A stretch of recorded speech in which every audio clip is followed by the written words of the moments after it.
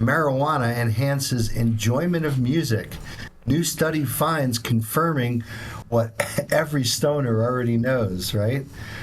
Right? Remember when we used to go to the record store and buy a record, right? And then open up the record, smoke a joint. Actually, we'd clean out our weed on the record or using the album cover, to get rid of the seeds. Light up a joint, put the headphones on, and listen to Pink Floyd's Dark Side of the Moon for the first time, right? Backwards. Remember that? The way we used to listen to music, now everything's on, streamed, and, the whole record store experience is gone. You had to be there to hear it on the radio, and you had to be there at the record store to go buy it. So things are different now. But let me go to the article. So, underscoring an anecdotal observation common amongst cannabis consumers, a group of researchers in Canada have released a new study indicating that marijuana can help make music more enjoyable, concluding that the impact of cannabis on the auditory experience may be overall enhanced compared to the sober listener. Authors from Toronto's Metropolitan University wrote in a preprint that research highlights profound yet idiosyncratic effects on cannabis auditory experiences amongst experienced recreational cannabis users. The study provides a framework to understand the complex interactions between cannabis hearing and the musical experience, the report says. Participants were recruited through the university as well as via flyers at 38 marijuana retailers in and around Toronto. A total of 104 people completed an online questionnaire, 15 of which were interviewed further in hour-long individual Zoom calls. According to their self-reported experiences, participants showed significantly higher levels of state of music absorption while high compared to sober. Of the survey respondents, 50% reported hearing better sensitivity after using cannabis compared to when sober, while 18% reported worse hearing sensitivity and 32% reported no difference at all. A separate questionnaire found that 60% of the participants said they felt cannabis affected their hearing generally. Listening to music was also the most popularly selected activity that people said they liked to do while they were high, at 45%, compared to watching videos at 38%, podcasts at 9%, silence at 4%. I find that pretty interesting. People don't want to hear anything at all while they're high. I don't know about that. Only 4%. Radio segments, 2%. Well, radio segments, it depends. If you're listening to XM radio, it's a different experience versus commercial radio with all the commercials and whatnot. Or other activities was favored by 2% of the correspondents. So the researchers found that there were no significant differences, however, in terms of what genres of music people listened to while high compared to sober. Much of the 36-page report consists of qualitative responses and excerpts from interviews with the 15 participants who reported changes to cognitive processing, noting attentiveness, absorption, interpretation of lyrics, memory, and critical analysis, the authors wrote. When I'm not high, I just don't pay attention enough to the music. It's like background noise, one participant said. Compared to when I'm high, it's like the only thing that I'm focused on. While participants commonly reported giving greater attention to auditory stimuli while high, some said that marijuana occasionally caused difficulties in allocation of attention, particularly in orally stimulating environments. Audio perception was altered, with participants frequently reporting variations such as enhanced hearing sensitivity, new sound perspectives, and changes in audio-visual perception, rhythm, and timing. They described increased awareness and sensitivity of sounds and volumes, authors wrote, even when the set volume of the music remained unchanged. Participants also reported feelings of absorption or immersion in the music that was intensified while high, the study says. If I'm sober, I just don't listen to music or do anything else, one said. But when I'm high, I can definitely lie down and listen to music for a while. Others reported others said that familiar songs often sounded new or different. That's really cool, actually, right? You get high, listen to a song that you've heard 1,000 times, and now all of a sudden you're hearing new things. That's kind of cool, if you ask me. That they understood or interpreted lyrics better while they were high compared to when they were sober. I find when I'm stoned, I tend to focus a little bit more on the meaning behind the lyrics. I accidentally discovered some of the songs that I really like, and I Googled them later, and I'm like, that's actually about a serious subject that I haven't noticed before. I listen and dissect the lyrics a little bit more when I'm high than I would if I'm sober. Individuals also said that cannabis and music together heighten memory recall, bringing to mind past memories that can both be positive or negative. One reported nostalgic memory, while another recalled past events that were shameful.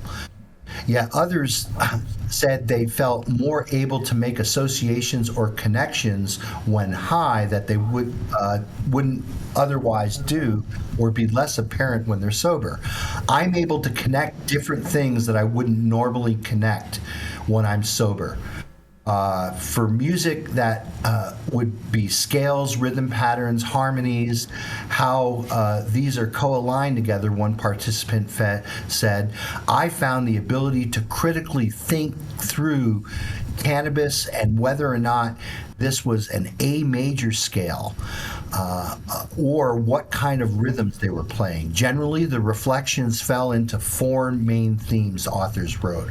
One, altered cognitive processes and reinterpretations.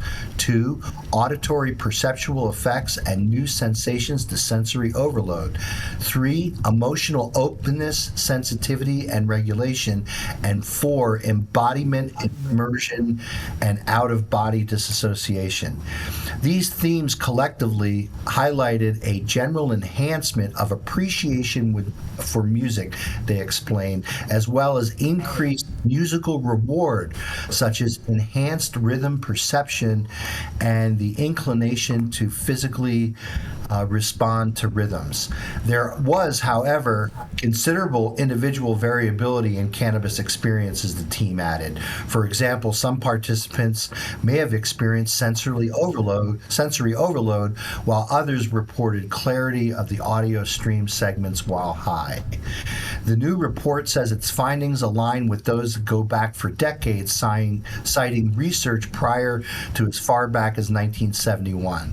But they said their work represented the first mixed methods retrospective examination on the influence of cannabis and hearing music, and provides novel insights that highlight numerous and significant impacts that cannabis imparts on auditory experiences of recreational users. Authors said the apparent enhancement of audio experiences through cannabis warrants further exploration through experimental studies. In other examples of science digging into generations-old marijuana questions, a recently funded study identified exactly what happens in the brain after using marijuana that appears to cause the munchies. Researchers at Washington State University published findings in the journal Scientific Reports revealing how cannabis activates a specific cluster of neurons in the hypothalamus region of the brain that stimulates appetite. The hunger-inducing effects of marijuana have been well understood by consumers, but now the results of new animal research offers insight that could lead to the development of targeted therapeutics for people with such conditions as anorexia and obesity. As for the music study, A separate study will be published in a few years that explores the intersection between music and, you'll love this, MSG, psilocybin-assisted therapy, and undermine conventional wisdom that classical music is somehow more effective in that setting. Western music has long been associated to be the standard in psychedelic therapy, researchers wrote in the study published in the American Chemical Society journal Pharmacology and Translational Science. The present data challenged the notion that Western music, which is the kind of music that we listen to here in the West, so not Eastern music, Western music, for that matter, and any specific genre of music, is intrinsically a superior form of music to support psychedelic therapy, at least for all people at all times.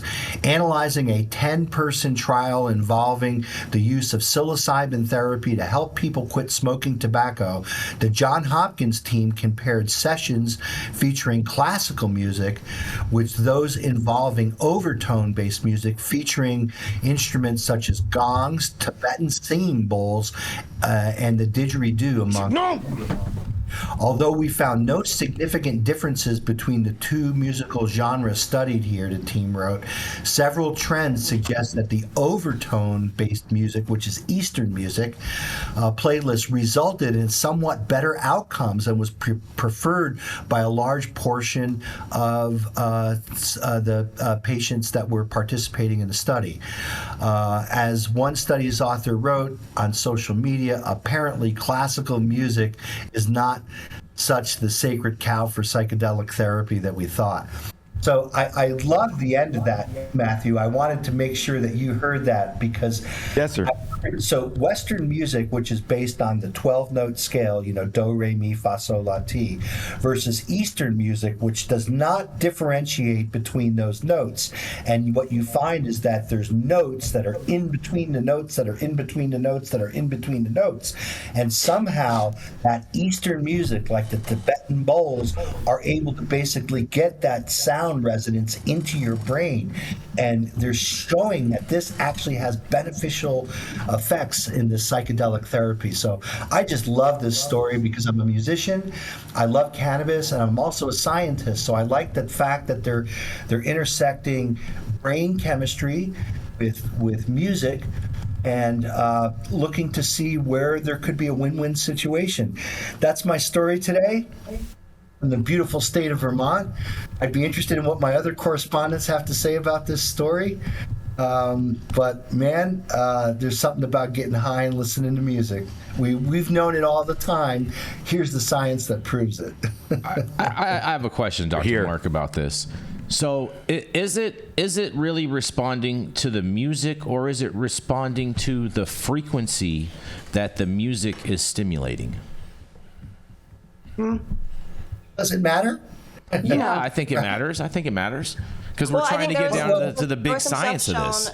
They changed the replay frequency of music, right? And they changed that, and it made music more agitating as opposed to calming and soothing. So like there's a 4/3 whatever player that you can use where you can play back your music on iPhones or whatever at the frequency that it should have been played at, which was traditionally more pleasing. And I think so maybe both Jason Beck, but I also think that's a crazy ass question. So if you really, that's really an oversimplification, Jenny, and I was trying to make Jason understand it. Don't do this. No, it's just another one of those things where like it's just because it's been shared on the internet doesn't mean it's true. The 440 symphonic tuning as opposed to the 432 really just had to do with like the invention of the piano and you know as the bass for writing Western music. And it's not actually that different. You can transpose and basically get the 432 by just doing different musical scales, right? There's different scales called modes. Modes are the same note from a scale, but the root is different, meaning they start and end on a different note. But I love what you say, Dr. Mark, the microtonal scales, and some people are now making microtonal guitars where they put extra frets in between the regular frets. Access more of these tones because Western music was actually oversimplified for sure. And what you see with Eastern music, especially music from the Indian subcontinent, is that music came about at the same time as the Vedas and the Upanishads, which were created by a psychedelic using civilization, was building megaliths, tuning into the jungle and the forest as our apothecary, creating Ayurvedic medicine. Bodhidharma and the Indian sages then branched out into China and helped them to create acupuncture and all of these other really high modalities that are just now being recognized by Western culture and Western science as having all types of efficacy. So I think there is a ton of healing in music. Yes. You're not going to kill yourself listening to music from a guitar tuned at 440. All of the frequencies are still available to you. And if you look at any good guitar player, the number one thing they're doing is actually bending the notes, right? They're bending the notes by both moving their fingers and wiggling their wrist. And in those bends, you actually can access exactly the tone and frequency you wish to access. But I think you have to look at the flick of the wrist. Is some truth, Jenny, in what you're saying in terms of musical frequencies and their influence on human beings. And that was shown with the modes that were given to the Greeks by the ancient Egyptians, came out of Africa. These different modes are actually ascribed different emotional states and manners of being, and that's why different modes were played for different purposes. You'll find in marching and military music, there's certain modes. In blues music, there's certain modes, and that's why the Grateful Dead and Jerry Garcia played primary and mixolydian, because mixolydian is the open art space of the major scale while still providing some drama and some tension that you would get from the minor scale. There's an amazing richness in music, and I think that we still have probably a couple hundred years of science and music pairing together to find that we can, in fact, levitate objects. We can, in fact, heal each other. And there's a huge amount of benefit in all of these frequencies for all of us. I think there's a great share, Dr. Mark. Are you levitating right now, Matthew? I would love to go down the rabbit hole with you any day, MSG. You know, I'm on that same frequency. I have a quick question for Dr. Mark. Does this mean, like, if you're super high and you listen to a song and or music that you absolutely hate, will you hate it more, or will you be more open to accepting the frequency, laying down and taking it? No, look at a Fish concert. They're high as shit and they think it's great. Hey, I'm a fish head. Don't be knocking fish now. I'm a panic girl. We got to fight. We can agree More with that, fish. though. Yeah, well, I mean, so I kind of agree with what you're saying, Rico, but I still think that, you know, like, could music actually hurt? So, like, if you're in that Western music and you're just in that do, re, mi, fa, sol, la, ti land, but you got to remember, the thing that makes country music beautiful is not the three chords, the 1, 4, and the 5. That slide. It's the slide guitar, right, Matthew? And exactly what you're saying with that steel guitar, there is no E and E flat. There's just kind of like this continuum between those two notes, and maybe that's why white folks don't want to give it back. Healing. That's why they don't want to give it back. You know what I'm saying? Oh, man. That's why they don't want to give it back. We started it. We started rap music. Started all that shit, man. Y'all just give it back, Jason. Stop the ridiculous. It's fairly evident that everything cultural and scientific did start in Africa.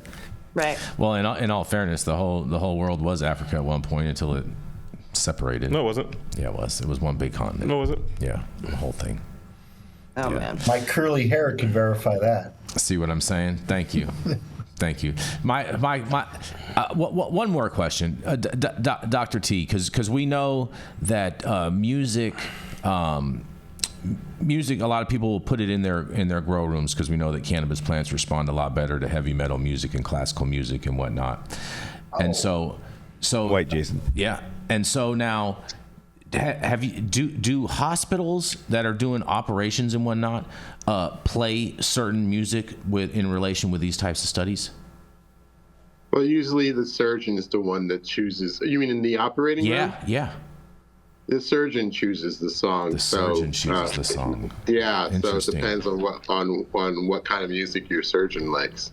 You know, just like, you know, yeah, they pick the song. Very interesting. The labor and delivery playlist was a banger. I loved it. Would you be upset if you found out that your surgeon was playing Taylor Swift while you were under? Oh, I'd be so mad. I would not deal with that. That may be happening. That may be happening. Oh my God. Man. Romeo, take me. Scalpel, please. We got to keep this thing rolling. We're going into our next commercial. We'll be right back. Let's go.